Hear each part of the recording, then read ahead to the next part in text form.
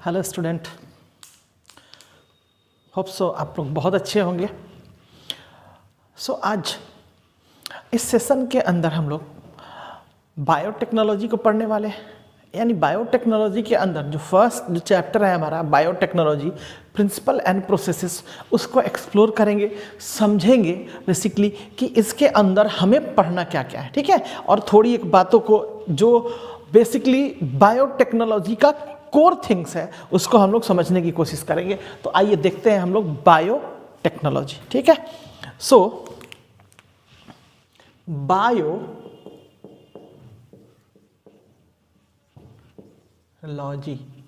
ठीक है, बायोटेक्नोलॉजी। और इसी के अंदर जो हमें चैप्टर पढ़ना है उसका नाम है principle and processes. Principle and processes, ठीक है। तो इसी चीजों को हमें पढ़ना है इसके अंदर, इस चैप्टर के इस यूनिट के अंदर प्रिंसिपल एंड प्रोसेसेस की बात करते हैं। तो हमें apart from all this things, ठीक है, हम चैप्टर स्टार्ट करेंगे, ठीक है, क्या करेंगे भी और बहुत ही बेहतर ढंग से करेंगे। लेकिन सबसे पहले हम इस वर्ड को ही एक्सप्लोर कर लेते हैं। तो अगर इस वर्ड को अगर हम लोग एक्सप्लोर कर लेंगे काफ़ी अच्छे तरीके से, तो एक बात समझो कि जो इसके अंदर पढ़ना है चीज़ें, उसके लिए एक हमें बाउंड्री मिल जाएगा, रेंज मिल जाएगा कि क्या हमें पढ़ना है और कितना तक हमें पढ़ना है, ठीक है क्या। तो आइए हम लोग थोड़ा इस वर्ड को समझते हैं, क्योंकि ये वर्ड सुन के ही बड़ा अच्छा लगता है। टेक्नोलॉजी किसके साथ? बायो के साथ, ठीक है ना। तो देखिए, बायो अगर सिंपल बात बोले, ये एक वर्ड है बायोटेक्नोलॉजी, लेकिन दो डिफरेंट टाइप ऑफ वर्ड से मिलके बना है, ठीक है ना। जिसके अंदर अगर हम बायो की बात करें तो इसका मतलब क्या होता है? Living organism. क्या होता है? लिविंग ऑर्गेनिज्म होता है ना। चलो अब बात करते हैं टेक्नोलॉजी का मतलब। टेक्नोलॉजी का मतलब होता है कुछ एक ऐसा कहा जाए कि एड्स, कुछ एक ऐसा टेक्निक, ठीक है क्या, टेक्निक जिसके थ्रू क्या कर सकते हैं हम लिविंग ऑर्गेनिज्म को कुछ एक इफेक्ट देते हैं, कुछ एक मॉडिफिकेशन देते हैं। तो भाई अब ये समझने वाली बात है कि बायो के अंदर टेक्नोलॉजी, समझ में आ रहा है क्या? मतलब अगर कहें हम कि बायोटेक्नोलॉजी की बात करें तो थोड़ा सा इसका एग्जाम्पल लेते हैं कि बायोटेक्नोलॉजी क्या होता है। जैसे ये समझो, बायोटेक्नोलॉजी मतलब ये हो गया कि लिविंग ऑर्गेनिज्म है, उसके साथ कुछ एक स्टैंडर्ड, समझ में आ रहा है? स्टैंडर्ड मतलब पैमाना, एक निश्चित प्रोपोर्शन में कोई एक केमिकल या फिर कुछ एक प्रोसेसेस को हम यूज करें, यही हमारा टेक्निक्स हो गया। समझ में आ रहा है? जैसे ऐसे समझ लो, अगर हम मिल्क की बात करें और इसके अंदर अगर इसके अंदर हम लोगों ने लैक्टो बैसिलस, अगर बैक्टीरिया को इंट्रोड्यूस कराया तो ये क्या बनेगा? कर्ड बनेगा ना। तो एक्चुअली हम लोग क्या कर रहे हैं कि milk is a different chemical, समझ में आ रहा है क्या? एक डिफरेंट टाइप ऑफ ऑर्गेनिज्म का क्या है? प्रोडक्ट है। समझ सकते हैं हम लोग कि ये हमारे पास डिफरेंट सोर्सेस से मिलता है, काउ से या फिर बुफेलो वगैरह से, ठीक है क्या। तो ये एक हमारे पास एक किसी ऑर्गेनिज्म से निकला हुआ प्रोडक्ट है, समझ में आ रहा है क्या। और इसके अंदर अब हम, समझ में आ रहा है, एक प्रोडक्ट, वन प्रोडक्ट, और इसके अंदर दूसरा, ये क्या है? ऑर्गेनिज्म है ना जी। तो ये दूसरा ऑर्गेनिज्म को हम लोग क्या कर रहे हैं? इसके अंदर इंट्रोड्यूस करा रहे हैं। समझ में आ रहा है क्या? ये एक ऑर्गेनिज्म का प्रोडक्ट है, ऑर्गेनिज्म प्रोडक्ट, ऑर्गेनिज्म का प्रोडक्ट है जो मिल्क है, यानी हमें एज अ मिल्क जो मिलता है हमें किस सोर्सेस से मिलता है? काऊ से, बेसिकली काऊ से, वो फैलो से, यही ना हमारे पास सोर्स है, दूसरा और कोई सोर्स तो है नहीं, है थोड़ा सा जैसे गोट वोट है, ठीक है क्या, लेकिन बहुत ज़्यादा नहीं है। समझ में आ रहा है क्या? तो बेसिकली हमें इसके थ्रू बहुत ज़्यादा क्या बोले मिल्क का प्रोडक्शन होता है काऊ के थ्रू, ठीक है क्या। और ये जो ऑर्गेनिज्म है वो है कौन? काऊ, ठीक है क्या। यही ना प्रोसेस है हमारे पास कि भाई ये जो काऊ है एक ऑर्गेनिज्म का प्रोडक्ट है, क्या? मिल्क। अब इस मिल्क के अंदर अब अगर मैंने दूसरा एक ऑर्गेनिज्म, समझ में आ रहा है, ये ऑर्गेनिज्म 1 है, ऑर्गेनिज्म 1 है, ये ऑर्गेनिज्म 2 है, समझ में आ रहा है क्या। अब दूसरे ऑर्गेनिज्म को इसके प्रोडक्ट के साथ हम लोग इंट्रोड्यूस करा रहे हैं, तो एक नया प्रोडक्ट मिल रहा है जिसको हम लोग बोल रहे हैं कर्ड। समझ में आ रहा है क्या? तो ये एक टेक्निक हो गया कि भाई अगर मेरे को ये चीज चाहिए तो इसके लिए हमें एज अ रॉ मटेरियल, और एज अ रॉ मटेरियल या कहें कि इंजाइम्स, क्योंकि लैक्टोबैसिलस क्या करता है? एंजाइम सिक्रीट करता है, लैक्टोबैसिलस एसिड को सिक्रीट करता है, और ये जब जाता है एसिड इसके अंदर, तो ये बेसिकली मिल्क को कन्वर्ट किसके अंदर कर देता है? कर्ड के अंदर कर देता है। तो समझ में आ गया क्या? तो बेसिकली हम ओवरऑल अगर बात करें तो इस ऑर्गेनिज्म को भी इंट्रोड्यूस अगर करा रहे हैं मिल्क के अंदर, तो इसलिए करा रहे हैं ताकि ये क्या करे? एक एंजाइम को सिक्रीट करे, बेसिकली एक केमिकल को सिक्रीट करे, है कि नहीं? तो बेसिकली हम लोग कह सकते हैं बायोटेक्नोलॉजी को थोड़ा सा कह सकते हैं बायोकेमिकल टेक्नोलॉजी प्रोसेस भी बोल सकते हैं। समझ में आ रहा है क्या? बायो केमिकल टेक्नोलॉजी प्रोसेस बोल सकते हैं। हो गया, कोई दिक्कत नहीं है, हम लोग इसको बहुत अच्छे तरीके से कह सकते हैं। हाँ, लेकिन उसके लिए एक एरिया अलग सा हो जाएगा कि भाई अब केमिकल के थ्रू ही सारे एक प्रोसेस कर रहा होगा, तो ये बाद में चीज सीखेंगे।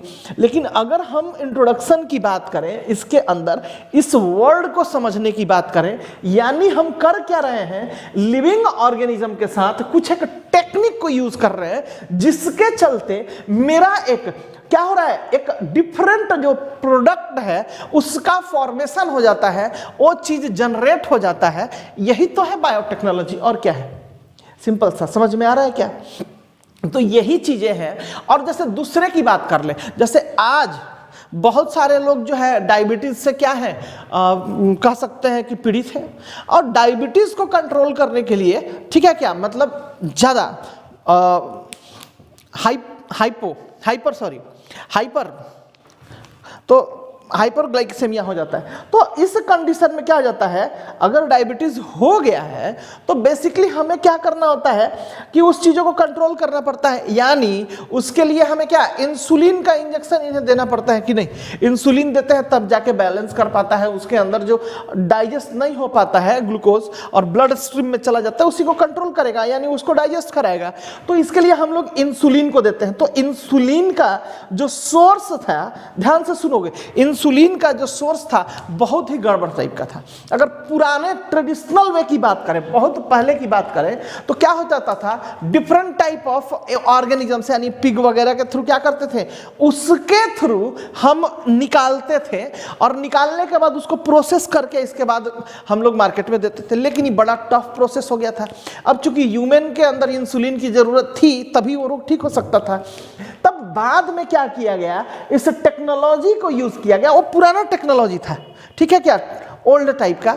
लेकिन अब नया टेक्नोलॉजी में इतना हमें ऑर्गेनिज्म के साथ क्रुएलिटी नहीं करना पड़ता है, और डायरेक्ट क्या करते हैं कि जो जीन रिस्पॉन्सिबल होता है बनाने के लिए हमारे बॉडी के अंदर इंसुलिन को, उसी को हम लोगों ने देख लिया और उसको बहुत अच्छे तरीके से स्टडी करके, और उसको हम लोगों ने ट्रांसफर कर दिया किसी दूसरे ऑर्गेनिज्म में, यानी बैक्टीरिया के अंदर, और बैक्टीरिया के थ्रू हम लोगों को काफी ग्रो कराने लगे। समझ में आ रहा है क्या? तो ये सारा प्रोसेस हम लोगों ने बायोटेक्नोलॉजी के अंदर सीखा है। लेकिन सिंपल वर्ड अगर हम बात करें बायोटेक्नोलॉजी के बारे में, तो कह सकते हैं कि कुछ एक ऐसा स्टैंडर्ड, एक ऐसा फॉर्मेट जिसके थ्रू हम क्या करते हैं कि लिविंग ऑर्गेनिज्म को, यानी ये जो प्रोडक्ट है इनके, उसके थ्रू नया टाइप का प्रोडक्ट बनाना, या फिर डायरेक्ट लिविंग ऑर्गेनिज्म को ना इंट्रोड्यूस करा के इसके कंपोनेंट को यूज कर लेना। समझ में आ रहा है क्या? नहीं समझे? जैसे मिल्क से हम लोगों ने कर्ड बनाया, तो इसके लिए डायरेक्ट हम लोगों ने क्या इंट्रोड्यूस किया, इस बैक्टीरिया को ना डाल दिया है दूध के अंदर, मिल्क के अंदर, कि इसके सेल को डाला है ना, इसके टोटल बैक्टीरिया को ही उसके अंदर इंट्रोड्यूस कराया है। तो ये बड़ा डिफरेंट प्रोसेस है। अब सोचो कुछ ऐसा कि बैक्टीरिया के अंदर जो जिन रिस्पॉन्सिबल है इसको बनाने के लिए उसको निकाल लिया जाए तो कैसा होगा, तो ये बेहतर तरीका ना होगा। तो इसके अंदर क्या हो जा रहा है, अभी बैक्टीरिया को इंट्रोड्यूस ना करा के बैक्टीरिया के अंदर जो जिन रिस्पॉन्सिबल है लैक्टोबैसिलस एंजाइम को प्रोड्यूस कराने के लिए उसको निकाल लेते हैं और उसको किसी दूसरे प्रोसेस के साथ एक टेक्नोलॉजी यूज करके और इस तब प्रोडक्ट के अंदर डाल के एक अदर एंड प्रोडक्ट बना लेते हैं। तो ये हमारा टेक्निक्स हुआ, समझ में आ रहा है क्या। तो यहां पे बेसिकली हम लोगों ने क्या किया, ऑर्गेनिज्म को नहीं यूज किया, अब इसका डायरेक्ट क्या, इसका कंपोनेंट यानी सेल की बात कर लें, टिश्यू की बात कर लें, कह सकते हैं जीन की बात कर लें, क्रोमोसोम की बात कर लें, तो इसको अगर हम लोग यूज कर लिए तो भी हमारा ये टेक्नोलॉजी हुआ। क्लियर हो गया बात। तो इसको अगर वन वर्ड अगर हम लोग को एक्सप्लेन करना हुआ बायोटेक्नोलॉजी के बारे में तो थोड़ा सा इसको हम लोग करेंगे जरूर, लेकिन सब जो थोड़ी चीजें को इसके प्रैक्टिकल अप्रोच को कि इसके थ्रू हमें क्या मिला है आज के लाइफ में, क्योंकि जब तक हम आज के लाइफ के साथ पुराने लाइफ को कंपेयर नहीं कराएंगे, पुराने लाइफ से अगर आज का जो अवेलेबिलिटी है प्रोडक्ट्स का जो तुम्हारे लिए बेनिफिशियल है अगर नहीं उसको कंपेयर कराएंगे तो तुम लोगों को इसका इंपॉर्टेंस पता नहीं चलेगा। समझ में आ रहा है क्या। जैसे ऐसे समझो, तुम लोग पहले सुने थे तुम लोग कि बहुत सारे लोग क्या हो जाता था, अच्छा सप्लीमेंट ना मिलने के कारण यानी अच्छा खाना पीना नहीं मिलने के कारण बहुत लोग क्या हो जाता था, पर्टिकुलर अलग अलग टाइप का डिफरेंट टाइप का बीमारी हो जाता था, लोग मर जाते थे। एक कैल्शियम की कमी से हो जाता था, कुछ एक को प्रोटीन की कमी से हो जाता था, तो इस टाइप का डिजीज हो जाता था। समझ में आ रहा है क्या। तो अब आज के डेट में ये बड़ा ही कम देखने को मिलता है। पहले ये होता था, समझ में आ रहा है क्या, ये पहले बहुत देखने को मिलता था, लेकिन आज के डेट में ये देखने को बहुत ही कम मिलता है, रेयर मिलता है। तो कहोगे क्यों सर, ये क्या ऐसा चेंजेस हुआ जिसके चलते ऐसे मिलता था। तो पहले देखो बेटा, हमारे पास जो रिसोर्स होता था बड़ा लिमिटेड होता था। अब रिसोर्स लिमिटेड होने के पीछे भी रीजन है, क्योंकि उसका जो रॉ प्रोडक्ट था, समझ में आ रहा है, रॉ मटेरियल्स था, उसका प्रोडक्शन कम होता था। अब जब उसका प्रोडक्शन कम होगा तो हमें एंड प्रोडक्ट यानी हमें रिजल्टेंट जो मिलता था कम मिलता था। तो अब इस चीजों को इनहांसली ग्रो कराने के लिए हम लोगों को कौन हेल्प किया, इस बायोटेक्नोलॉजी ने हेल्प किया। तो कहोगे कैसे ऐसे कर दिया सर, तो समझाते हैं। देखो जैसे तुम ही लोग समझो, अगर बहुत दिनों पहले की बात होगी, जैसे तुम भी लोग सुनते होंगे अपने दादाजी लोगों से या अपने पापा लोगों से कि पहले के टाइम में क्या होता था कि लोग खाए बिना मर जाते थे, बाढ़ आ जाता था, सुखाड़ आ जाता था, है ना। बाढ़ सुखाड़ का मतलब समझते हो ना, बाढ़ मतलब फ्लड, ड्रॉट मतलब सुखाड़। समझ में आ रहा है। तो हिंदी इंग्लिश वाला इशू नहीं होना चाहिए, ठीक है। तो ये सारा प्रोसेस होता था, ठीक है ना। अब ये रीजन क्या था, पहला नेचुरल फ्लक्चुएशन, समझ में आ रहा है। फ्लक्चुएशन इतना था नेचर के थ्रू, कभी कभी, अब ठीक है कि भाई हमें पता है कि इंडिया के अंदर हाँ इस पर्टिकुलर टाइम में यहाँ मानसून चला आता है तो बारिश होगा, लेकिन अब सोचो इसका दूसरा स्ट्रैंड यानी इसका जस्ट इसका पैरेलल अप्रोच सोचो कि मान के चलो कि जून जुलाई अगस्त में बारिश होता है हमारे यहाँ। अब सोचो कि बारिश नहीं हो तो, समझ में आ रहा है क्या। जब बारिश नहीं होगा तो क्या होगा, ऑब्वियस प्रोडक्शन नहीं होगा। अब जब प्रोडक्शन नहीं होगा बेटा तो क्या हो जाएगा, खाने पीने को क्या हो जाएगा, जो प्रोडक्ट्स हैं वो मार्केट के अंदर उसका क्राइसिस हो जाएगा, जिसके चलते क्या हो जाएगा, प्रोडक्ट्स का डिमांड ज़्यादा बढ़ेगा, प्रोडक्ट कम रहेगा, तो ऑब्वियस थोड़ा इसके चक्कर में डिसबैलेंस हो जाएगा, तो महंगाई भी तो जाएगा ही जाएगा, ठीक है ना। तो ये सारा चीज़ें होगा। अब ये चीज़ तो प्रॉब्लम है ना, ये प्रॉब्लम हो गया कि भाई इस मॉनसून के टाइम में बारिश होना चाहिए था, नहीं हुआ, तो अब लेके बैठे हो प्रॉब्लम। अब तो बेसिकली इसका सॉल्यूशन कहाँ मिलेगा, सॉल्यूशन कौन देगा, बायोटेक्नोलॉजी देगा। बिल्कुल सा बात है। तो देखो अच्छा, तुम लोग ये बात बेसिक बातें समझते हो कि पानी यानी वाटर को प्रोड्यूस कराने के लिए क्या चीज चाहिए होता है हमें, दो मॉलिक्यूल्स हाइड्रोजन का चाहिए होता है H2 एंड देन एक किसका, O का चाहिए होता है ऑक्सीजन का। अगर दोनों को मिक्स कराया जाए तो क्या हो जाएगा, बारिश होगा। अब हम लोगों ने ये चीज जान लिया कि ये केमिकल प्रोपोर्शन होता है, ये फिक्स्ड है, समझ में आ रहा है कि H2 दो ही होगा, मतलब हाइड्रोजन कितना, दो मॉलिक्यूल्स और ऑक्सीजन का एक मॉलिक्यूल्स जुटेगा तभी क्या बनाएगा, एक हमारा मॉलिक्यूल्स वाटर बनाएगा। अब कुछ सोचो कि इन्हीं के प्रोपोर्शन के हिसाब से अगर किसी पर्टिकुलर एरिया में हमें बारिश कराना होगा, बारिश नहीं हुआ जिसके कारण, तो क्या हो जाता है, फॉर टाइम बीइंग, थोड़े से टाइम के लिए, ताकि हम क्या कर सकते हैं, अपना जो बेसिकली खेती करने का जो बेसिक प्रोसेसेस होता है उसको कम से कम स्टार्ट कर सकते हैं। तो ये टेक्निक्स हमें पता चला तभी हो पाया, समझ में आ रहा है क्या। तो इस तरीके से हमने उस प्रॉब्लम्स का सॉल्यूशन खोज लिया, और जब तक बारिश होगा तब तक क्या हो जाएगा, स्लोली स्लोली क्या होगा, मेरे सीड से क्या हो जाएगा, प्लांटलेट्स आ जाएगा, और प्लांटलेट्स के बाद ना ज्यादा फिर पानी वगैरह का जरूरत होता है, तब तक बारिश क्या हो जाएगा, अगर लेट से आता है तब तो काम हो जाएगा। तो ये देखो एक तरीका है कि ये प्रॉब्लम था, इसका सॉल्यूशन हमने ढूंढा। ठीक वैसे ही अब हम बात करते हैं कुछ देर पहले कि भाई बाढ़ सुखाड़, बाढ़ का हम लोगों ने प्रॉब्लम निकाल लिया। अब बात सुखाड़ का हम लोगों ने प्रॉब्लम, ड्रॉट, बारिश नहीं हुआ तो। अब बाढ़ का क्या, तो बाढ़ के लिए हमारे पास क्या है, एक फिजिकल और केमिकल प्रोसेस यूज करना पड़े। यानी अब सोचो कुछ ऐसा कि सारा जो भी रिवर्स है, क्योंकि पर्टिकुलर एक एरिया में क्या हो जाएगा, जब वाटर एक लेवल से अधिक चला जाएगा तो बाढ़ आएगा कि नहीं। अब उसको या तो हम स्टोरेशन प्रोसेस में लेके चले जाए, या उसको डाइवर्ट उस जगह पे कर दें जहां बारिश कम हुआ है। तो क्या हो जाएगा, अगर ज्यादा जहां बारिश हो रहा है वो डाइवर्ट होकर कहां चला जाएगा, जहां बारिश नहीं हो रहा है। तो इस तरह से हम डिसबैलेंस्ड सिचुएशन को बैलेंस्ड कर सकते हैं। हाँ, अलग बात है कि इसको करने में बहुत ज्यादा प्रोसेसेस है, खर्चा है, तो वो तो बात की चीजें हैं भाई, है ना। प्रॉब्लम है कोई एक और उसका परमानेंट सॉल्यूशन चाहिए, तो उसके लिए भी ऑब्वियस है थोड़ा सा हर एक चीजों को तो देख के ही करना पड़ेगा ना। तो चलो, लेकिन सॉल्यूशन तो है। अब दूसरी बात, चलो ये सारा सॉल्यूशन तो हो गया, लेकिन अब सोचो कुछ ऐसा कि भाई प्लांट है, प्लांट के थ्रू पहले के टाइम में वाइल्ड टाइप अगर वैरायटी यूज कर रहे हो, जिसको आजकल ऑर्गेनिक फार्मिंग लोग बोलता है, बाद में समझाएंगे इसको, थोड़ा सा देखो तो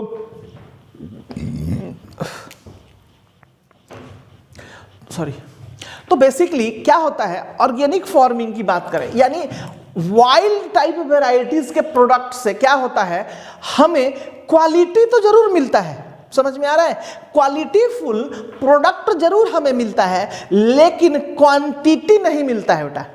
तो इस चीजों को सोचा हम लोगों ने, क्योंकि भाई जब ज्यादा प्रोडक्शन होगा तब ना ज्यादा लोगों के लिए मिलेगा खाना पीना। अब यही प्रॉब्लम था उस समय। तो क्या हुआ, हमारे साइंटिस्ट लोगों ने इस चीजों को नोटिस किया कि कुछ एक वीड्स प्लांट्स होते हैं, मतलब अनचाहा प्लांट, जिसको हम चाहते जरूर नहीं है कि वो ग्रो करे, लेकिन ऑटोमेटिकली कम रिसोर्सेस के अंदर क्या हो जाता है, ग्रो कर जाता है। नहीं, कम पानी, हम खाद वाद मिनरल्स न्यूट्रिशन कुछ नहीं देते हैं उसको, लेकिन उसके इफेक्ट से एकदम लिस्ट अमाउंट में कोई चीज जाता है, वो ग्रो कर जाता है। इस चीजों को हमने नोटिस किया। तो जो ग्रो करने वाला जीन था, जो उसको बढ़ाने वाला जीन था, उस चीजों को नोटिस किया, और हमने क्या किया, उस जीन को उस वीड प्लांट से निकाल लिया। समझ में आ गया क्या। और इसको तब हमने कहां पर इंट्रोड्यूस किया, अपने वाइल्ड टाइप वैरायटी के अंदर यूज किया। तो अब वाइल्ड टाइप वैरायटी के अंदर जल्दी जल्दी ग्रो करने वाला जीन अगर चला गया तो ऑब्वियस है अब उसका क्वालिटी बढ़ जाएगा कि नहीं, कि जल्दी जल्दी ग्रो करेगा। चलो, अब दूसरा बात, अब प्लांट जो था, प्लांट के अंदर क्या हो जाता था, बड़ा तो हो गया जल्दी, लेकिन फ्रूट्स जो आता था उसका, उसके थ्रू जो फ्रूट्स निकलता था, जो उसके थ्रू अन्न निकलता था, बड़ा कम निकलता था, एक प्लांट में बहुत कम निकलता था। और हमने ये चीज भी नोटिस किया है, तुम लोग भी नोटिस किए हो, साइंटिस्ट लोगों ने इस चीजों को नोटिस किया और देखा कि कौन सा एक ऐसा प्लांट है जो जल्दी ग्रो करता है और बहुत जल्दी, बहुत ही ज्यादा क्या करता है, फ्रूट्स का प्रोडक्शन करता है। तो उस चीजों के अंदर, उस प्लांट के अंदर हमने स्टडी किया और पता ये चला कि ये जो फ्रूट बहुत ज्यादा ग्रो करता है, यानी ज्यादा क्वांटिटी में ग्रो होता है, उसके लिए रिस्पॉन्सिबल कौन है, एक जीन है।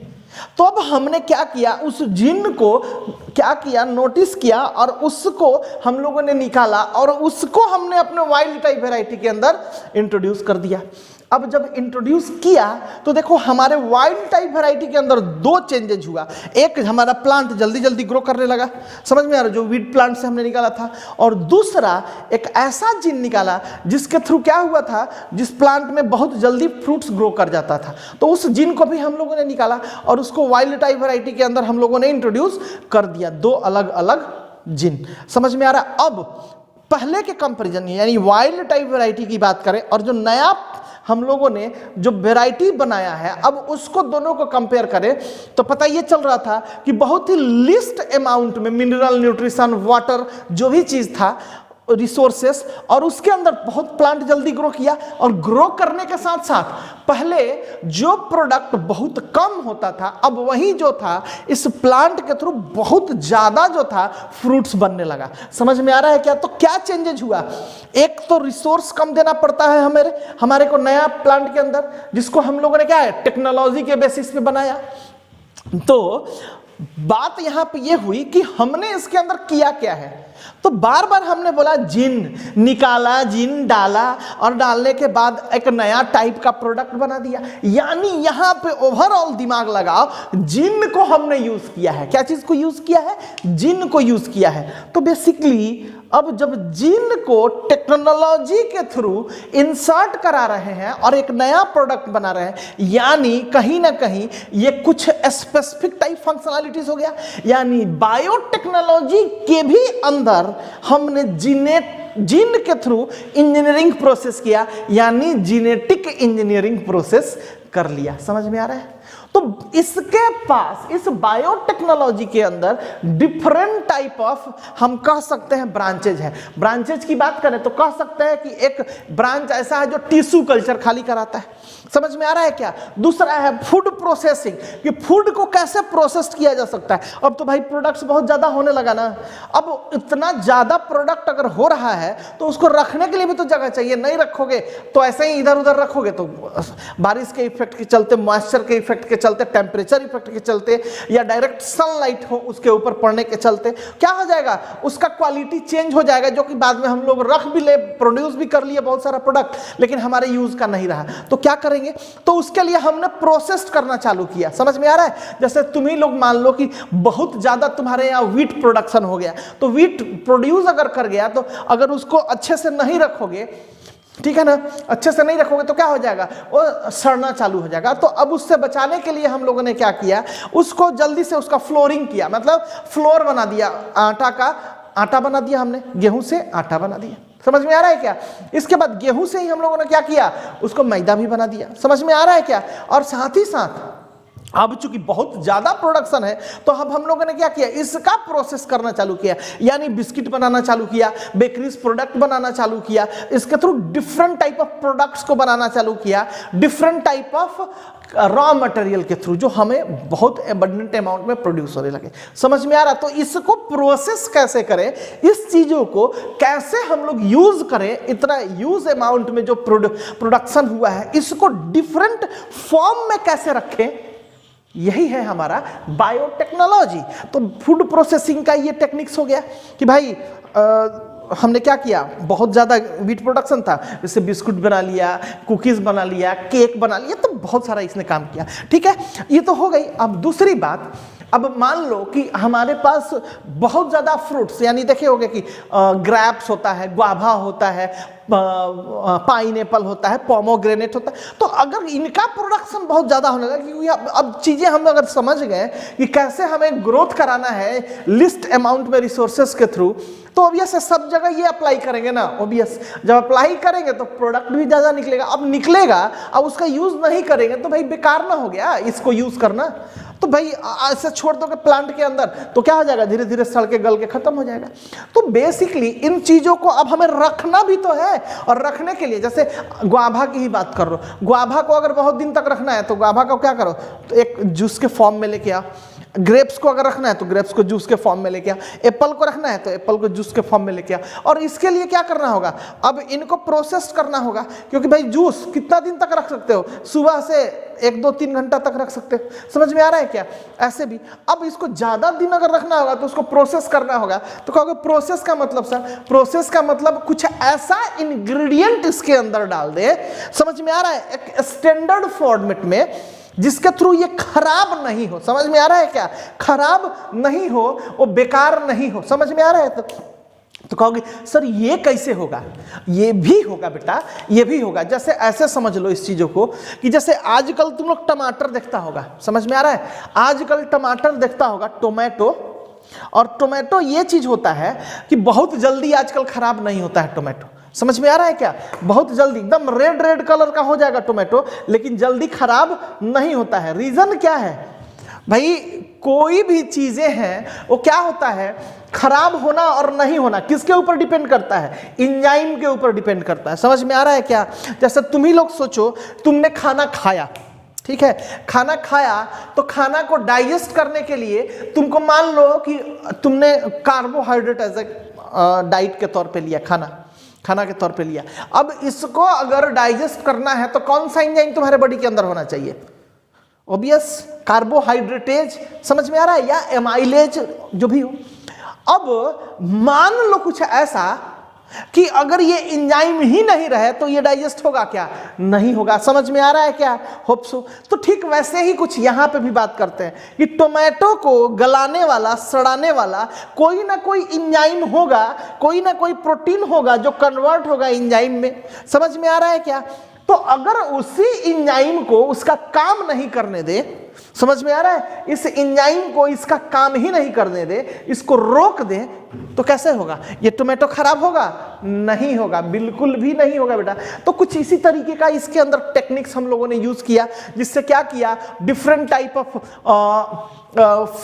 फ्रूट्स को, different type of agriculture products को हम लोगों ने प्रिजर्व करना सीखा, उनको प्रोसेस्ड करना सीखा, उनको उनका प्रोडक्शन इन्हांस करना सीखा। यही सब सारा चीज है बायोटेक्नोलॉजी के अंदर। और इस सब से एक जो सबसे ज्यादा और सबसे इफेक्टिव रियल लाइफ के अंदर जो चेंजेज हुआ वो हुआ फार्मास्यूटिकल इंडस्ट्री के अंदर, यानी दवा समझ रहे हो ना, मेडिसिन बनाने का टेक्निक के अंदर इसने क्या कर दिया, कहे ये एकदम ट्रेमेंडस चेंज आ गया, एकदम भयंकर टाइप का चेंजेज हुआ, एकदम ह्यूज चेंजेज हुआ। और जिसके चलते क्या हुआ कि जो प्राइस है मेडिसिन का वो ड्रॉप हुआ, मतलब घटा, और साथ ही साथ अवेलेबिलिटी बहुत ज्यादा हो गया, प्रोडक्शन ज्यादा हो गया। और ये ऑल क्रेडिट गोज टू किसका, जेनेटिक इंजीनियरिंग की बात कर ले या बायोटेक्नोलॉजी की बात करें, यही सारा चीज हुआ है, समझ में आ रहा है। तो ये टोमेटो की बात करेंगे, आगे हम लोग इसको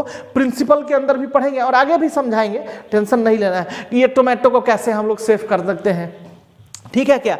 तो ये सारा चीजें हैं इस बायोटेक्नोलॉजी के अंदर हमें सीखना है। तो सबसे पहला होप सो सारी चीजें तुम लोग समझ गए हो, जो चीज हम समझाना चाहते हैं, कंपेयर कराना चाहते हैं। लेकिन अब जो दूसरी चीजें हैं कि भाई चलो इतनी सारी बातें हो गई, तो इसको वन वर्ड डिफाइन कैसे करेंगे, डिफाइन भी तो करना जरूरी है ना। ठीक है, हमने बोल दिया, बहुत सारा चीज समझ गए तो अच्छी बात है, लेकिन इसको एक्सप्रेस कैसे करोगे कि हाँ भाई कि ये होता क्या है। तो इसी को देखेंगे हम लोग अभी और सीखेंगे कि क्या है बायोटेक्नोलॉजी के अंदर, और इसको हम लोग डिफाइंड कैसे कर सकते हैं वन वर्ड डेफिनेशन से, ठीक है क्या। तो देखोगे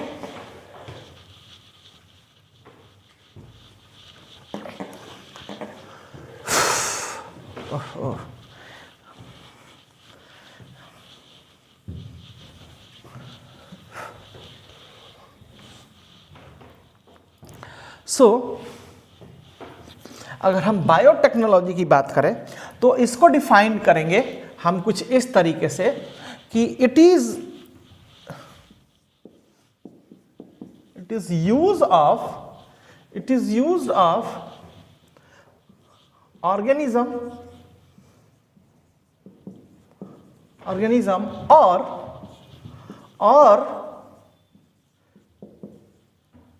or their components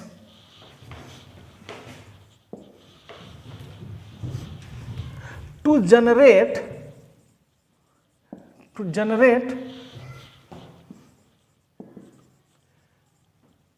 different product and services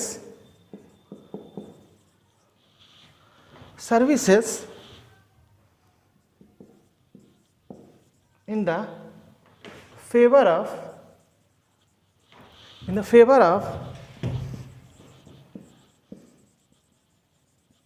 human being and their lives.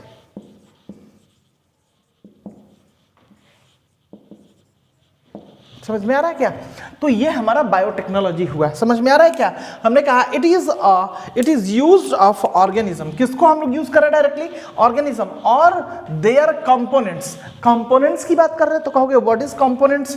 Biological components तो समझाते हैं। Generate different product and services in the favour of human being and their life. अगर हम कंपोनेंट्स की बात करें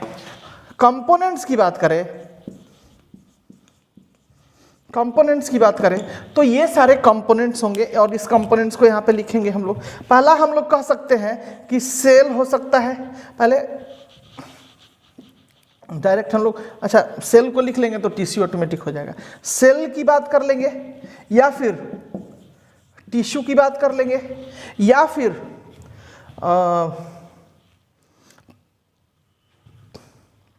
क्रोमोसोम की बात कर लेंगे और क्रोमोसोम से आगे जीन की बात कर लेंगे। समझ में आ रहा है क्या? तो इस तरीके डीएनए की बात कर लेंगे। ठीक है, और डीएनए के अंदर क्या होता है? जीन की बात कर लेंगे। समझ में आ रहा है क्या? तो ये हो गए हमारे कंपोनेंट्स। ऑर्गेनिजम्स जो कंपोनेंट होते हैं, सेल हो गए या फिर टिश्यू हो गए या क्रोमोसोम हो गए या डीएनए और जीन हो गए। तो जल्दी से इसको लिखोगे।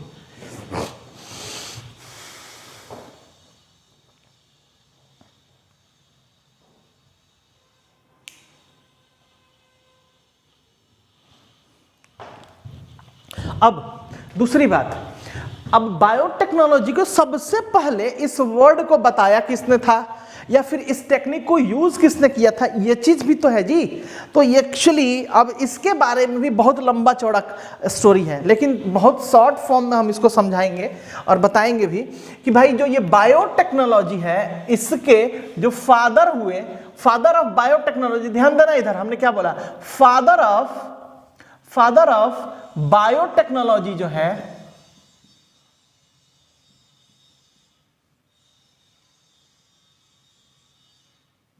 टेक्नोलॉजी जो है ये हुए हमारे कार्ल अर्की। समझ में आ रहा है? कार्ल अर्की हुए, ध्यान देना इस बात को, कार्ल अर्की। ठीक, अच्छा कार्ल अर्की साहब की बात करें तो ये बेसिकली कहां से थे?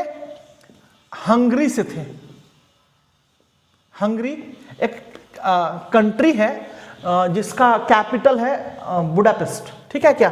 तो इस चीजों को थोड़ा सा ध्यान तुम लोग दोगे। और ये जो घटना है कब की है? 1900 की है। समझ में आ रहा है क्या? और इन्होंने ही टर्म बायोटेक्नोलॉजी भी दिया था, और टर्म बायोटेक्नोलॉजी भी इन्होंने ही दिया था। समझ में आ रहा है क्या? और टर्म बायोटेक्नोलॉजी भी इन्होंने ही दिया जाता था, और इसी को हम लोग क्या बोलते हैं? Father of biotechnology, Karl Ereky को। ठीक है क्या? और इनके बारे में बहुत सारा कहानी है। बाद में इनको क्या हुआ था, क्या बोलते हैं, फांसी का सजा दे दिया गया था। एक्चुअली ये हंगरी के अंदर फूड मिनिस्टर थे, पॉलिटिशियन भी थे, और ये दिया गया था इनको किसके? ये फादर ऑफ बायोटेक्नोलॉजी इसलिए कहा जाता है क्योंकि इन्होंने क्या किया था? इनहांस ग्रोथ कराया था किसका? पिग प्रोडक्शन को इसने इनहांस किया था। किसने किया था? पिग प्रोडक्शन के अंदर, पिग प्रोडक्शन के अंदर इन्होंने टेक्निक यूज करके इसका ग्रोथ कराना चालू कर दिया था। ठीक है क्या? तो ये हो गई हमारे बायोटेक्नोलॉजी के बारे में कुछ एक हिस्ट्री, और क्या होता है बायोटेक्नोलॉजी और इनके कंपोनेंट्स क्या होते हैं, ये सारे चीजें हुए। ठीक है क्या? तो जल्दी से लिखोगे। अब दूसरी बात कि बायोटेक्नोलॉजी कितने टाइप का होता है, या फिर बायोटेक्नोलॉजी को हम क्लासिफाई कैसे करते हैं, ठीक है क्या। तो बायोटेक्नोलॉजी को क्लासिफाई करने की अगर हम बात करें तो इसको दो तरीके से हम लोग क्लासिफाई कर सकते हैं। समझ में आ रहा है क्या, इसको दो तरीके से हम क्लासिफाई कर सकते हैं। और एक जो बायोटेक्नोलॉजी का प्रोसेसेस होता है या फिर कंसीडर करते हैं, इसको कहें इस तरीके से कि इसको हम लोग दो एरा के अंदर हम लोग डिवाइड करते हैं, दो अलग अलग डिफरेंट टाइम रीजन के अंदर इसको हम लोग फ्रेम करते हैं, ठीक है ना। और इसके अंदर जो ये बायोटेक्नोलॉजी है, इसको हम लोगों ने बोला कि दो तरीके से बायोटेक्नोलॉजी को हम लोग क्लासिफाई कर सकते हैं। समझ में आ रहा है क्या, दो तरीके से हम लोग कर सकते हैं। और एक को हमने बोला ओल्ड और ट्रेडिशनल बायो टेक्नोलॉजी मेथड, ठीक है क्या। और जो दूसरा मेथड हमने यूज किया न्यू या modern biotechnology method,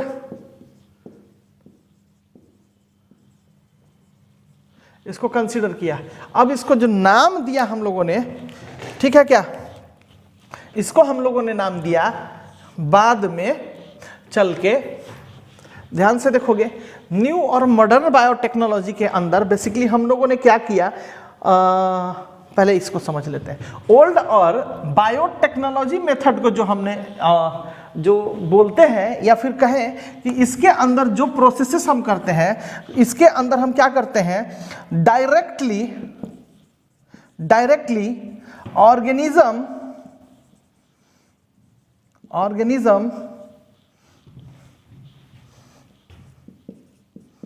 introduced to form product, ठीक है क्या। इस ओल्ड और ट्रेडिशनल बायोटेक्नोलॉजी मेथड के अंदर हम directly organism introduce to form product, हम लोग मतलब डायरेक्ट क्या करते हैं, ऑर्गेनिज्म को ही उसके अंदर इन्वॉल्व कर देते हैं। समझ में आ रहा है क्या। और इसके अंदर ऑर्गेनिज्म एफिशिएंसी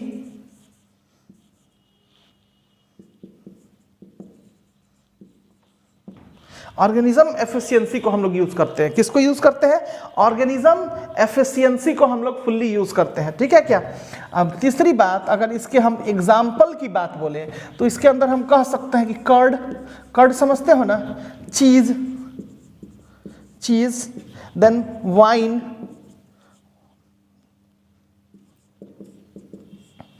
विनेगर भी,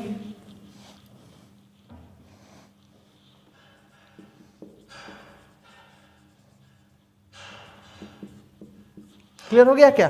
तो इसके अंदर बेसिकली हम लोगों ने क्या किया, डायरेक्टली क्या किया, ऑर्गेनिज्म को यूज कर लिया और साथ ही साथ इसके अंदर ऑर्गेनिज्म के एफिशिएंसी को हम लोग यूज करते हैं। क्लियर हो गया बात। अब दूसरी बात, अगर हम न्यू की बात करें या मॉडर्न बायोटेक्नोलॉजी मेथड की बात करें तो इसके अंदर क्या करते हैं, कंपोनेंट्स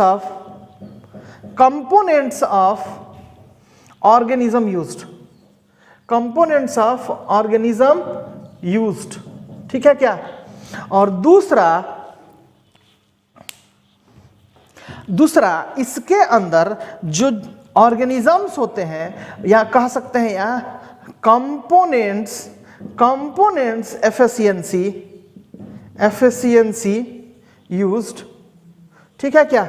और तीसरे की अगर हम बात करें, इसके एग्जाम्पल की बात करें तो हम कह सकते हैं कि insulin production,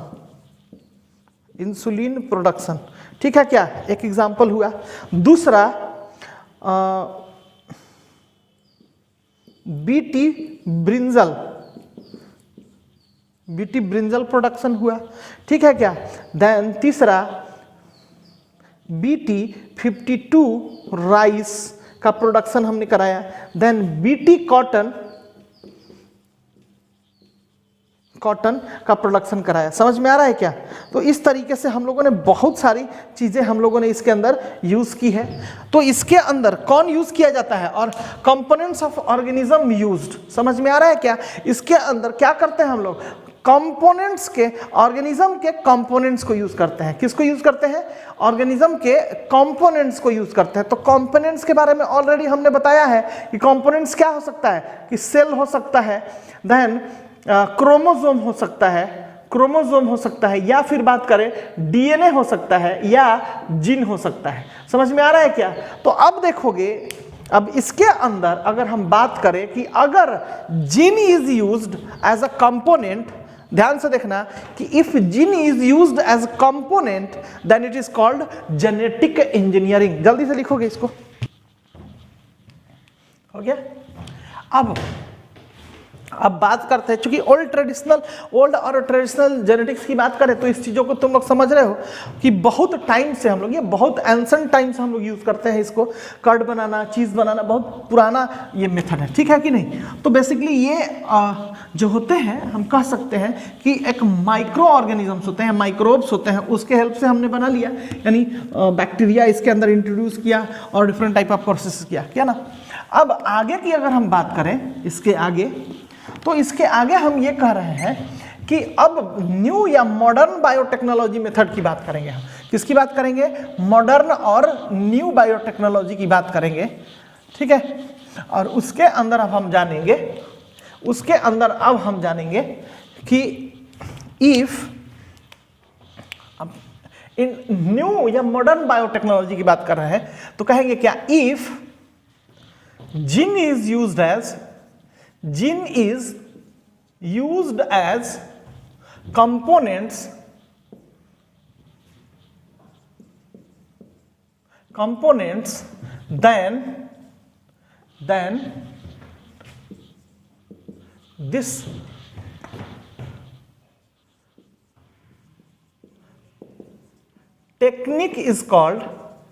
then this technique is called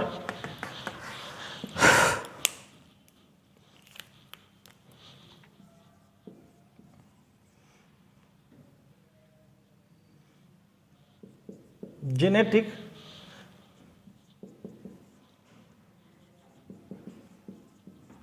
engineering, ठीक है क्या? और इस प्रोसेस के, if gene is used as component then this technique is called, और this process is called genetic engineering. हो गया? चलो दूसरी बात, अब हम इसके बारे में बात करते हैं। दूसरे की बात करें तो जो जेनेटिक इंजीनियरिंग है,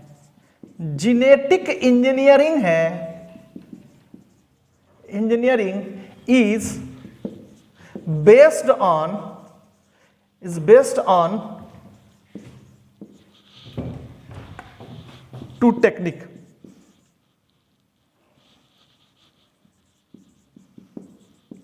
और इसके अंदर जो सबसे पहला चीज हुआ वो ये हुआ RDNA टेक्नोलॉजी। क्या यूज किया हम लोगों ने? RDNA, ठीक है? और दूसरा जो हमने मेथड यूज किया इसके अंदर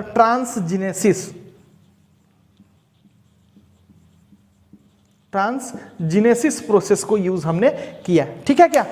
तो अब अगर हम जेनेटिक इंजीनियरिंग की बात करें तो देखो, जेनेटिक इंजीनियरिंग की अगर हम बात कर रहे हैं तो ये जो हुआ आफ्टर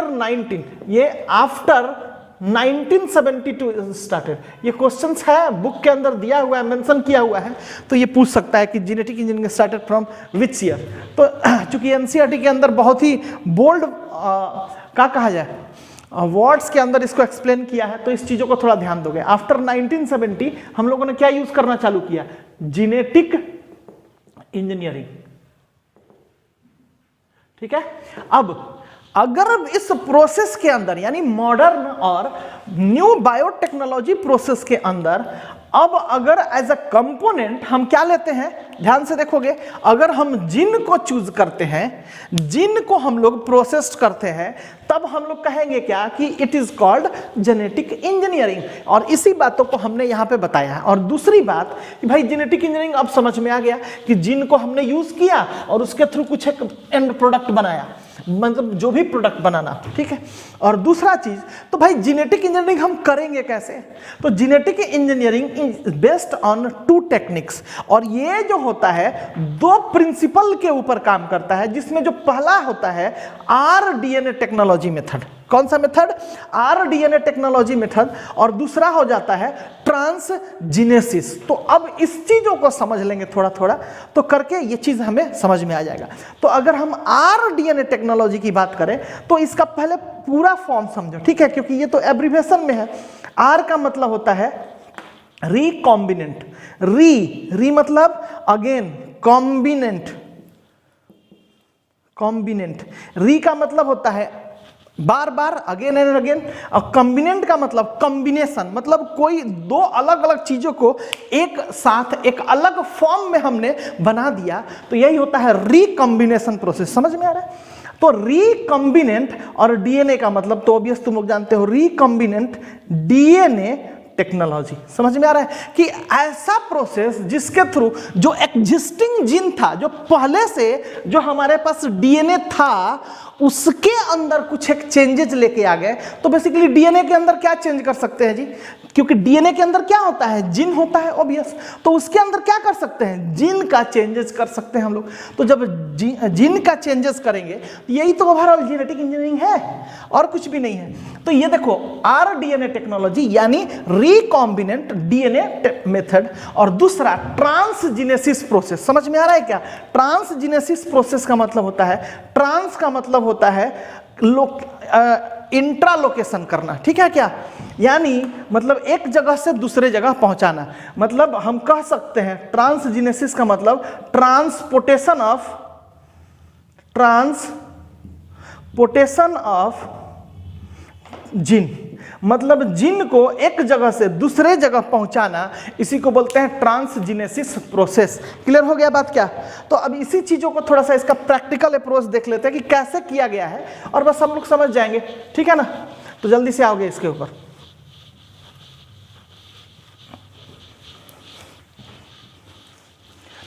अब इस प्रोसेस की बात करें तो यहां देखोगे तुम लोग, इसके अंदर ही हमें समझना होगा, ठीक है?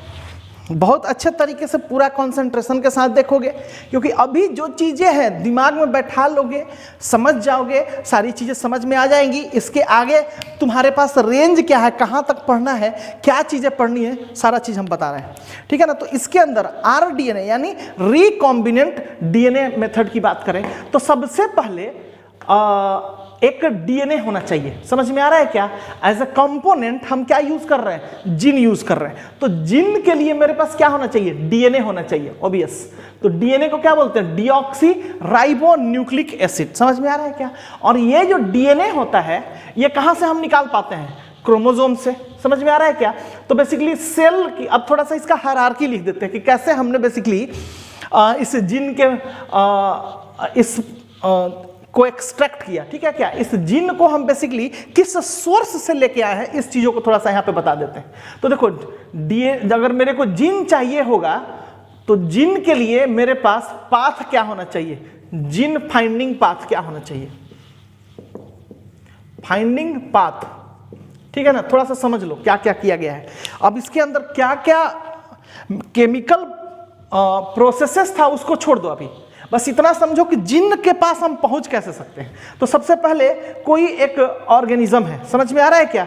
कोई भी एक ऑर्गेनिज्म है, ऑर्गेनिज्म के अंदर टिश्यूज होता है, ऑर्गेन्स होता है, समझ में आ रहा है? तो उस ऑर्गेन का मतलब ग्रुप ऑफ सेल्स ले सकते हैं, यानी हम लोगों ने मान लो उसका टिश्यूज निकाल लिया, ठीक है क्या? टिश्यू ले लिया, इस टिश्यू से हम लोगों ने क्या निकाला? इसका सेल ले लिया, ठीक है? और सेल लेने के बाद सेल के अंदर सारा कुछ जो भी इसके ऑर्गेनेल्स होते हैं, समझ में आ रहा है? जो भी, तो इसको हम लोग बोलते हैं प्रोटोप्लाज्म। प्रोटोप्लाज्म, ठीक है क्या? अब प्रोटोप्लाज्म के अंदर से हम लोगों ने इसका क्रोमोसोम निकाला, क्रोमोसोम, ठीक है क्या? और क्रोमोसोम के अंदर से हम लोगों ने बेसिकली डीएनए निकाला, समझ में आ रहा है? डीऑक्सी राइबो न्यूक्लिक एसिड को निकाला, ठीक है? और डीएनए के बाद हम लोगों ने इससे क्या निकाला? जीन निकाल लिया, समझ में आ रहा है क्या? तो जिन की बात कह सकते हैं, या कह सकते हैं जिन को ही हम दूसरे फॉर्म में आगे ऑलरेडी हम अगर जेनेटिक्स पढ़ा दिए तो कह सकते हैं न्यूक्लियोटाइड हम कह सकते हैं। समझ में आ रहा है? न्यूक्लियोटाइड सीक्वेंस, न्यूक्लियोटाइड सीक्वेंस की बात करेंगे, बस इतना। तो हम देखो अल्टीमेटली हम जिन के पास कैसे पहुंच रहे हैं, इसका जो हायरार्की है इसको समझने की कोशिश करो, ठीक है। ये पहले हम लोगों ने किसी ऑर्गेनिज्म का टिश्यू निकाल लिया, ये तो इजी है ना भाई। जहां भी जैसे कोई चीजें हैं, टिश्यू निकालने का मतलब क्या कि बहुत सारा बाल है तो उससे निकाल लो एक हेयर, ठीक है। या फिर अगर ऐसे देख रहे हो तो थोड़ा सा क्या करो, स्क्रैच मार लो, उसके थ्रू क्या हो जाएगा, सेल एक तुम्हारा बाहर आ जाएगा, और उसके थ्रू क्या हो जाएगा, सॉरी टिश्यूज आ जाएगा, और टिश्यू से एक्सट्रैक्ट करके क्या हम बना लेंगे, सेल निकाल लेंगे। और सेल के बाद अब जो आगे का प्रोसेस है इसको करने के लिए अब हमको माइक्रो ऑब्जर्वेशन करना होगा। समझ में आ रहा है क्या? यहां तक तो ठीक है टिश्यू तक, लेकिन टिश्यू के बाद सेल का एक्सट्रैक्शन और अल्टीमेटली जो हमें जिन निकालना है उसके एक्सट्रैक्शन के लिए हमें माइक्रो क्या कह सकते हैं कि सर्विलेंस चाहिए। समझ में आ रहा है कि उसका बहुत ही माइन्यूट स्टडी करना होगा और उसके बेसिस पे हम क्या कर सकते हैं, जिन को निकाल सकते हैं। समझ में आ रहा है? तो इस हायरार्की को समझ लो, क्वेश्चन इसके बेसिस पे भी आया हुआ है, आएगा, ठीक है। अब इसके लिए कहोगे कि सर ये टिश्यू से सेल निकालेंगे कैसे, तो सिंपल सा चीज है भाई। इसके लिए क्या करना होगा, इस टिश्यूज को तोड़ना होगा। जैसे कि मान के चलो कि ये एक उंगली, 2 उंगली, 3 उंगली, 4 उंगली आपस में जुटा हुआ, अब इसमें मेरे को खाली एक उंगली निकालना है तो क्या करना होगा, यहां से कट करना होगा। तो सिंपल सा चीज है, बहुत सारा सेल्स आपस में जुटा हुआ है, एक को निकालने के लिए क्या करना है, उसके थ्रू हमें तोड़ना होगा टिश्यूज को। तो इससे अगर निकल जाएगा सेल के बाद लाइसिंग कराते हैं, यानी कुछ एक केमिकल के प्रेजेंस में उसको तोड़ते हैं, और जिसके चलते डिफरेंट टाइप ऑफ इसका प्रोडक्ट्स निकलता है, जो कि क्या हो गया, सिंपलर फॉर्म में हम लोग चलते चले जाएंगे, या कॉम्प्लेक्स फॉर्म जो कहो। यहाँ तो जो हायरार्की पे यही सिंपलर फॉर्म में तुम लोगों को समझ में आता होगा, और जब इसके हम सोर्सेस पे पहुंचेंगे तो ये तुम्हारे लिए जब पढ़ने में कॉम्प्लेक्स होता है, लेकिन एक्चुअली हम लोग सिंपलर प्रोसेस की तरफ भागते हैं। समझ में आ रहा है क्या? थोड़ा सा उल्टा है इसका कहानी, लेकिन बस इतनी सी बात है, इसको समझ लिए तुम लोग। अब आरडीएनए और ट्रांसजीनेसिस प्रोसेस को ही हमें समझना है, ठीक है ना। तो इसी चीजों को अब यहां पे हम इसको हटा रहे हैं, ठीक है।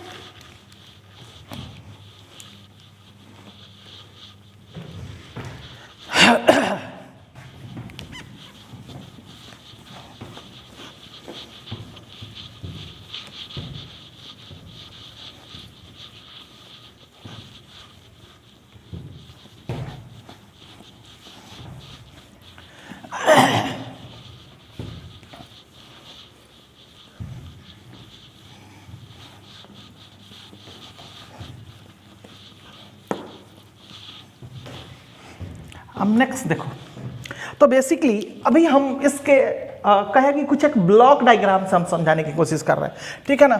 तो जैसे मेरे पास डीएनए था, ठीक है, क्या डीएनए है किसी चीजों का, मान लो ये डीएनए हुआ, यानी डीएनए के अंदर बहुत सारा क्या हो जाएगा, जीन्स पड़ा होगा ना। चलो ये डीएनए है मेरा। अब बेसिकली डीएनए से मेरे को जीन निकालना है, ठीक है, जीन। तो जीन निकालेंगे तो जीन तो छोटा सा फॉर्म में आएगा,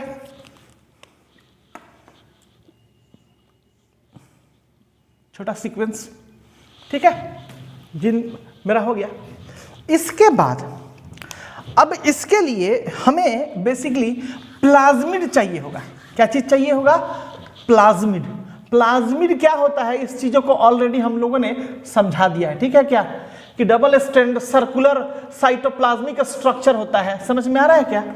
तो बेसिकली यही होता है प्लाज्मिड, जो एक्स्ट्रा क्रोमोसोमल होता है, जो जिन्हें कैरेक्टर को कैरी करता है, कैरेक्टर को रखता है, ठीक है। और यही एक्चुअली में हमारे लिए लाइफ चेंजिंग कहा जाए कि कंपोनेंट्स भी है। आज जो सब कुछ यहाँ बैठ के हम बार बार ये बात बोलते हैं कि आज जो तुम लोग यहाँ बैठ के पढ़ रहे हो, ठीक है क्या, और ड्यू टू इसी प्लाज्मिड के चलते पढ़ रहे हो, क्योंकि इसी ने इतना इनॉर्मस, इतना ड्रास्टिक चेंज लाया सोसाइटी के अंदर, जिससे क्या हुआ, हर लोगों के लिए हर चीज अवेलेबल होना चालू हुआ, ठीक है क्या, बेसिक चीजें, जो बेसिक हमारे पास चीजें थी, खाने पीने की चीजें, तो इस चीजों को अवेलेबल जब कराया तो एक साइड से सिक्योर हुए तब हम लोग दूसरे साइड में आ पाए, यानी दूसरे पढ़ाई लिखाई के साइड हम लोग यहाँ मूव कर पाए। ठीक है, अगर खाना पीना ही नहीं होता तो पढ़ाई लिखाई कहाँ से होता? तो इसको अवेलेबल तो इसी ने कराया है बेटा। तो बेसिकली इसको हम लोग बोलते हैं प्लाज्मिड। प्लाज्मिड, अब प्लाज्मिड तो इसको यूजुअल फॉर्म में हम लोग बोलते हैं, लेकिन जब हम जेनेटिक इंजीनियरिंग की बात करेंगे या बायोटेक्नोलॉजी की बात करेंगे तो इसको हम लोग बोलते हैं वेक्टर डीएनए। क्या बोलते हैं हम लोग? वेक्टर डीएनए बोलते हैं। ठीक है क्या? अब वेक्टर डीएनए हो गया और इसके अंदर अब हम क्या करते हैं, इस जीन को हम लोग लेके आते हैं और इस वेक्टर डीएनए के अंदर इस जीन को हम लोग इंसर्ट करा देते हैं। ठीक है क्या? इस वेक्टर डीएनए के अंदर या प्लाज्मिड के अंदर इस जीन को हम इंसर्ट करा देते हैं और इसके बाद एक नया टाइप ऑफ डीएनए बनता है। समझ में आ रहा है? ये पहला ना है स्टेज डीएनए का। अब देखोगे थोड़ा सा इसके अंदर अब हमें क्या चेंज करना है, इसके जीन को चेंज करना है। तो जीन को देखो हम लोगों ने चेंज किया और इस जगह से लेके इस जगह का जो चेंजेस था वो हमने कर दिया ना बेटा। अब देखो यही एक नया वाला वेक्टर डीएनए पहले से था, इसके अंदर हम लोगों ने एक नया टाइप का जीन इसके अंदर इंसर्ट कर दिया और ये जो प्रोसेस हुआ जिसके चलते एक नया टाइप का क्या चीज हुआ, डीएनए का फॉर्मेशन हुआ। ठीक है, और इस डीएनए को अब हम बोलते हैं, इस डीएनए को अब हम बोलते हैं रिकॉम्बिनेंट डीएनए, क्योंकि फिर से ये री मतलब अगेन, कॉम्बिनेंट मतलब कॉम्बिनेशन, इस जीन का, इस डीएनए का इस जीन के चलते फिर से कॉम्बिनेशन बना है। तो इसी को बोलते हैं हम लोग आर डीएनए या इसी को बोलते हैं कॉम्बिनेंट डीएनए। ठीक है क्या? और इसका एक और नाम होता है, ठीक है क्या, बेसिकली टेक्निकल नेम होता है, पर्टिकुलर बायोटेक्नोलॉजी के फील्ड में जब जाओगे तो वहां पे काइमेरिक डीएनए भी बोलते हैं इसको। ठीक है ना, लेकिन तुम्हारे बुक ने इसको रिकॉग्नाइज नहीं किया है, लेकिन एम्स ने क्वेश्चन पूछा है इसके बेसिस पे 2 बार। ठीक है, तो इसीलिए इसको भी बता देते हैं, या इसी को और भी बोलते हैं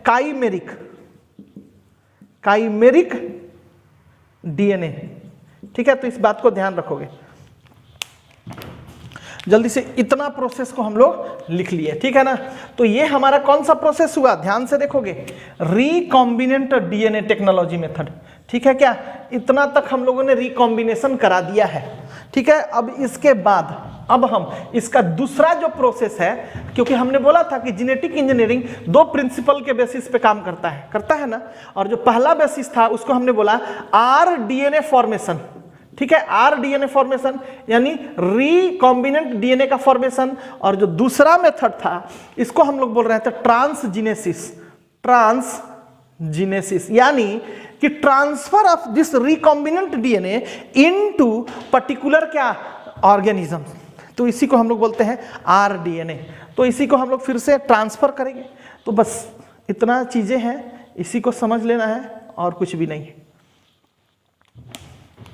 और इसको अब हम क्या कर देते हैं, ट्रांसफर इनटू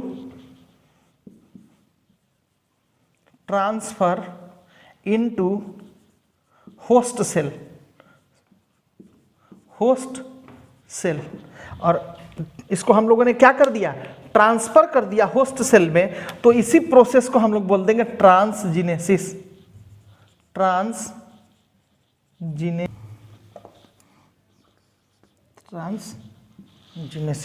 हो गया ना।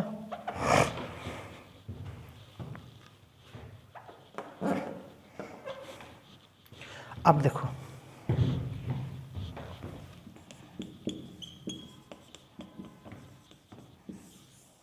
अब इस होस्ट सेल का अब हम करेंगे क्या। तो इस होस्ट सेल का हम 2 तरीके से यूज कर सकते हैं। एक हम लोग क्या करेंगे, इसको कल्चर मीडियम में ले जाएंगे, इसको पुट इनटू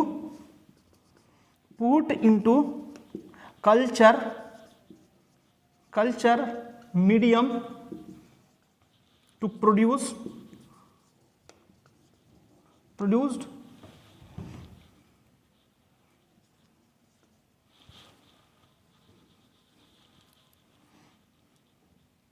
प्रोडक्ट ठीक है, ये एक काम करेंगे जिसके चलते क्या करेंगे, कल्चर मीडियम में ले जाके खूब इसको ग्रो कराएंगे और खूब प्रोडक्शन कराएंगे जो भी चीज़ हमें चाहिए होगा। और दूसरा इसके अंदर हम करेंगे क्या कि यूजिंग क्लोनिंग प्रोसेस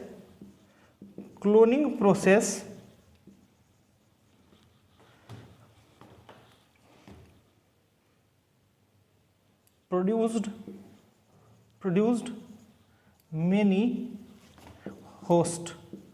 समझ में आ रहा है क्या? तो इसको हम लोग यहाँ पे यूज कर लेंगे। क्लियर हो गया? तो ये हुआ हमारा transgenesis process, transfer into host cell. क्या? तो इस तरीके से हम लोग ये चीज समझ गए। क्लियर हो गया? जल्दी से लिखोगे इसके बारे में।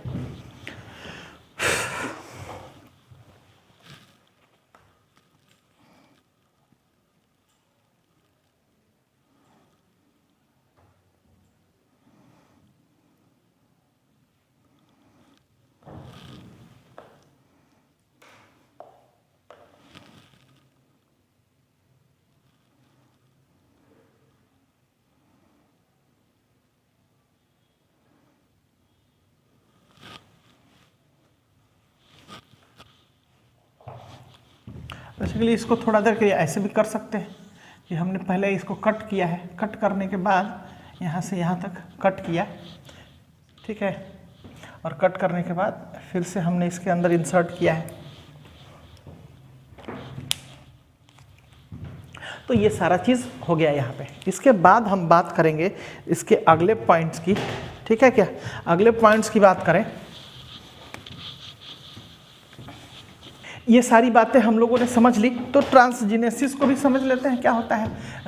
आरडीएनए का मतलब, आरडीएनए का मतलब हुआ, इसी को हम लोग क्या क्या बोल सकते हैं, रिकॉम्बिनेंट डीएनए। रिकॉम्बिनेंट डीएनए हो गया क्या? या इसी को हम लोग क्या बोलते हैं, काइमेरिक डीएनए। ध्यान रखना इस बात को, पूछा हुआ है क्वेश्चंस। अब रिकॉम्बिनेंट डीएनए को हम बोल सकते हैं क्या, यूजिंग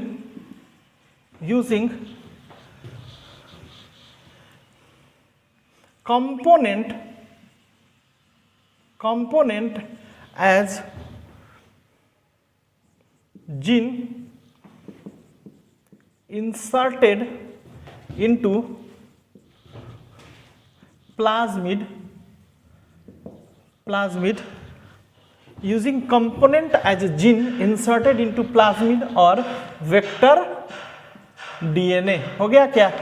तो ये हुआ हमारा आरडीएनए। दूसरा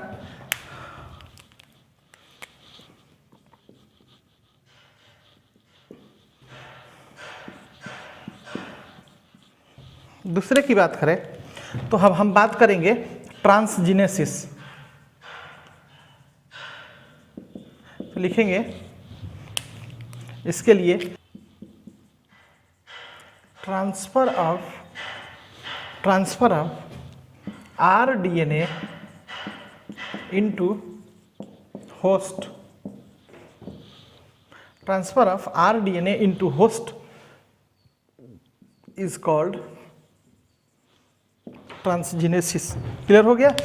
चलो अब अगला पॉइंट की अगर हम बात करें, अगला पॉइंट की बात करें तो कहेंगे क्या कि restriction endonuclease, restriction इंडोन्यूक्लिएज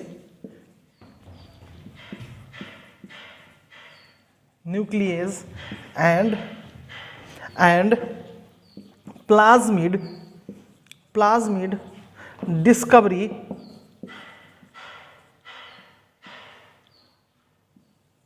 discovery modify the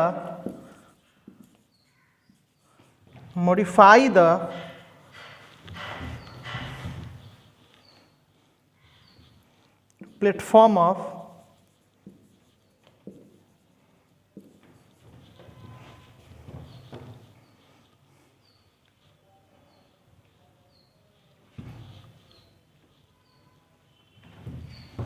modify के जगह पे इन्हांस कर दो, enhance the platform of genetic engineering। जल्दी से लिखोगे। आरडीएनए की बात करें तो रिकॉम्बिनेंट डीएनए या इसी को बोलते हैं काइमेरिक डीएनए यूजिंग कंपोनेंट और gene inserted into plasmid DNA. तो बेसिकली कौन सा जीन यूजिंग कंपोनेंट और जीन, तो वो जो जीन होता है इसको बोलते हैं gene of interest, gene of interest या डिजायर्ड जीन। डिजायर्ड जीन, जिस जीन को हम चाहते हैं वही जीन की बात कर रहे हैं। जीन ऑफ इंटरेस्ट बोल सकते हैं इसको, या फिर हम कह सकते हैं desired gene. Gene of interest या डिजायर्ड जीन की बात कर रहे हैं। ठीक है, जल्दी से लिखोगे।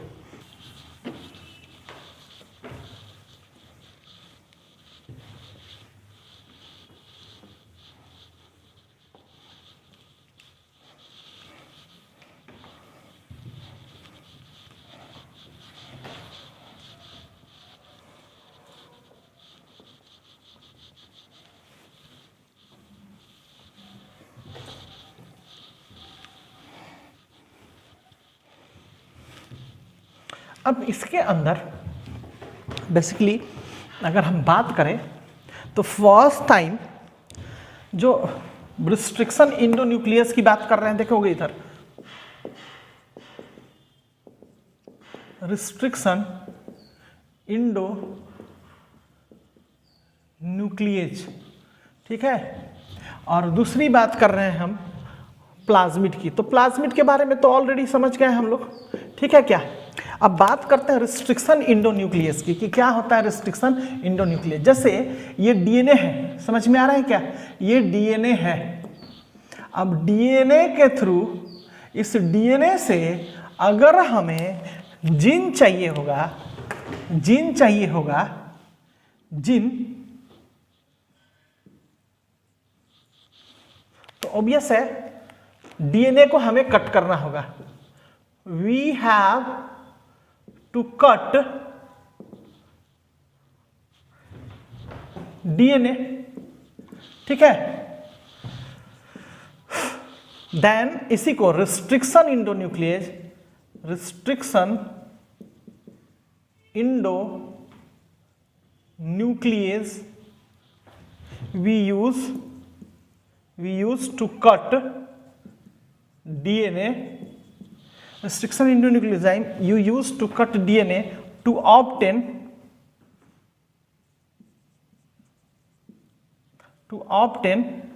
gene।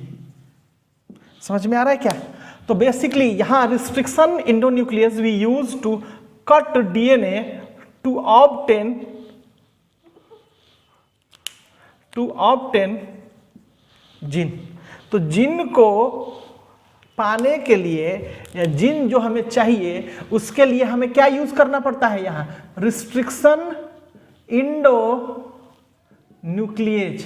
समझ में आ रहा है क्या, रिस्ट्रिक्शन इंडो न्यूक्लियेज एंजाइम चाहिए होता है। और इसकी डिस्कवरी की बात करें तो इसके बारे में ये बताएंगे अभी हम। लेकिन इसके थ्रू क्या किया हम लोगों ने, जीन निकाला, ठीक है क्या। और इसी के लिए हमें इस आरईई को हम लोग क्या बोलते हैं, मॉलिक्यूलर सीजर, मॉलिक्यूलर सीजर, या इसी को बोलते हैं मॉलिक्यूलर और मॉलिक्यूलर नाइफ। समझ में आ रहा है क्या, या केमिकल कटर, या इसी को बोलते हैं केमिकल कटर, केमिकल कटर, इसको यही बोलते हैं, ठीक है। ध्यान रखना इस बात को।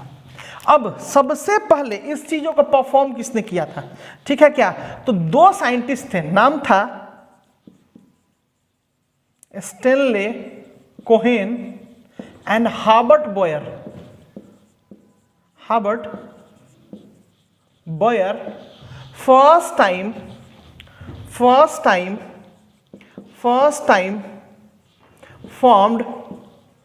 formed RDNA यानी रिकॉम्बिनेंट डीएनए सबसे पहले किसने बनाया? Stanley Cohen and Herbert Boyer ने। और किसके थ्रू क्या किया था? तो बेसिकली देखोगे ये प्लाज्मिड जो लिए थे, ध्यान से देखोगे, ये प्लाज्मिड जो यूज किए थे, किसका प्लाज्मिड यूज किए थे? एक बैक्टीरिया का, एक बैक्टीरिया प्लाज्मिड किसका लिए थे?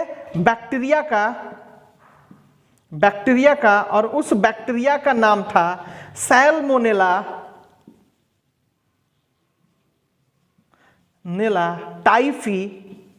टाइफीम्यूरियम, या डायरेक्ट खाली सैल्मोनेला टाइफी भी लोग बोलते हैं, ठीक है। तो गड़बड़ी नहीं है, जो भी ऑप्शन से आएगा उसको लिख देना है, ठीक है ना। प्लाज्मिड जिसका यूज किए थे सैल्मोनेला टाइफीम्यूरियम का यूज किए थे, और इसके अंदर इन लोगों ने इंसर्ट किया था, इंसर्ट एंटीबायोटिक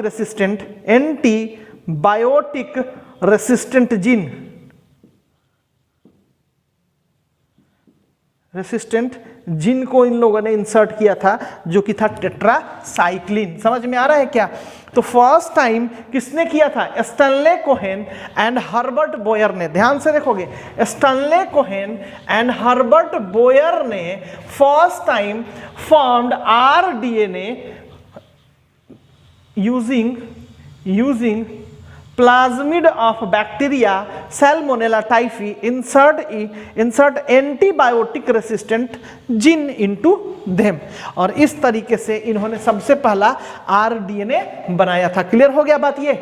हाँ, तो ये बात हुआ कब था? ये घटना कब की है? ये घटना है 1972 की। When this happened? This is happened in 1972।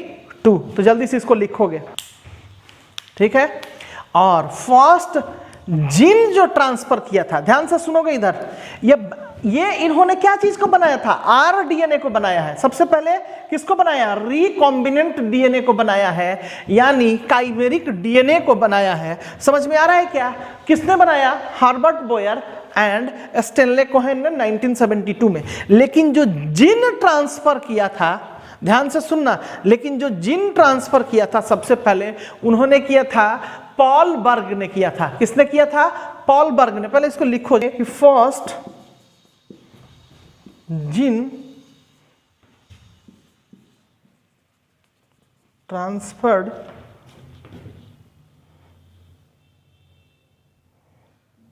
Bye Paul Berg,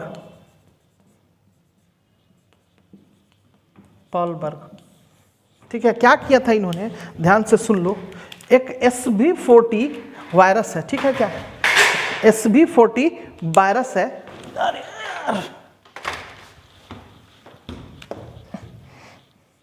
SV40 virus, या इसी को बोलते हैं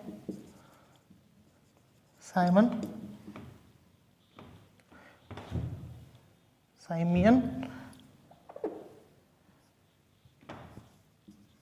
वायरस। अब कहां पर ट्रांसफर किया? ट्रांसफर इनटू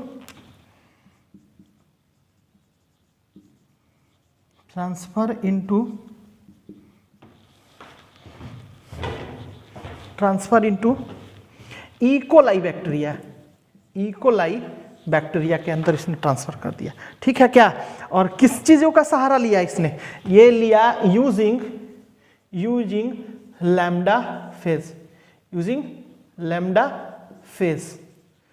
ठीक है। लैम्डा फेज के हेल्प से आगे इस सारे चीजों को पढ़ाने वाला है हालांकि, ठीक है। अभी बस इतना सा समझ लो कि first time gene transfer by Paul Berg, ठीक है। और इन्होंने क्या किया था? ध्यान से सुन लोगे। SV40 वायरस का इन्होंने जीन निकाला और किसके अंदर ट्रांसफर कर दिया? इकोलाई बैक्टीरिया के अंदर। इकोलाई एक बैक्टीरिया है, ठीक है क्या? इकोलाई बैक्टीरिया है एक, ठीक है। इसको बोलते हैं एस्कोरेसिया कोलाई, या हमारे अपने बहुत सारे लोग बोलते हैं एसरिया कोलाई भी, तो जो भी है बस समझ लेना है, ठीक है ना। और ये जो यूज किए थे, क्या चीज यूजिंग लैम्डा फेज को इन्होंने यूज करके किया था। किस फेज को? लैम्डा फेज को यूज किया था, यानी जो इस जीन को भेजने वाला था उसको एज अ कौन कैरियर यही था, लैम्डा फेज वाला था। सब समझा देंगे, बस अभी फिलहाल के लिए समझ लो। और इसके लिए ध्यान से देखोगे और सुनोगे, for this Paul Berg 1980s में इनको नोबेल प्राइज मिला था। नोबेल प्राइज इसको मिला था, और साथ ही साथ नोबेल प्राइज तो मिला ही था, और साथ ही साथ इनको फादर ऑफ जेनेटिक इंजीनियरिंग भी कहा जाता है। जेनेटिक इंजीनियरिंग जल्दी से इसको लिखोगे टोटल सब चीज, ठीक है क्या? फटाफट।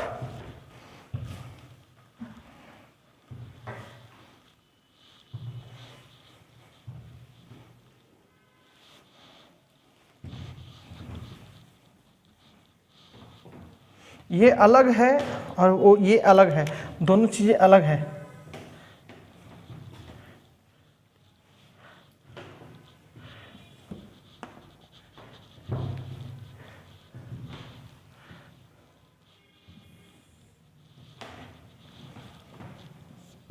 ये सारा चीज इधर से इधर अलग है और ये सारा चीज अलग है।